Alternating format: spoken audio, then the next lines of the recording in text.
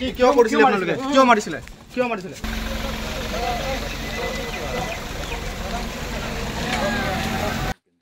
এই সঞ্জয় ডাইমেৰী আৰু অৰুণ নৰজাৰী দুটাই ইয়াতে থাকে ন নম্বৰ 2 মাজবাট থানাৰ অন্তৰ্গত লাঙাবাৰী ভিচিডিচি অন্তৰ্গত ৰূপাজুলি গাঁৱত যোৱাকালি এক জঘন্য ঘটনা ঘটিল।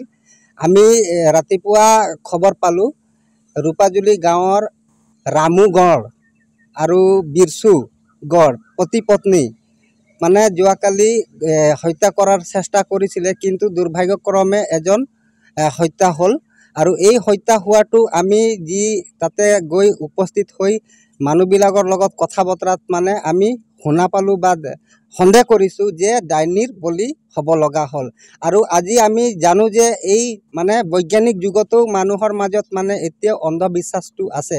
আৰু যোৱাকালি যিটো ঘটনা ঘটি গ'ল সেই ঘটনাৰ লগত জড়িত ব্যক্তিক বা যিজন এই ঘটনাটো সংঘটিত কৰিছে তেওঁক কিন্তু কঠোৰতম শাস্তি দিব লাগে। আমি সৌদ অসম আদিবাসী ছাত্ৰ সন্থাৰ তৰফৰ পৰা এইটো দাবী জনাই আছোঁ যে যিজন এই ঘটনাৰ লগত জড়িত আছে সেই ব্যক্তিক কিন্তু সদায় এৰিব নালাগে।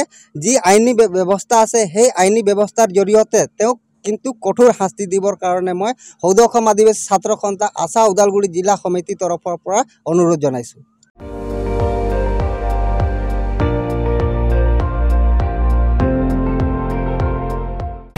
আপুনি চাই আছে ND24 সৰ্বশ্ৰেষ্ঠ নহয় সৰ্বোত্তমৰ দৌৰত।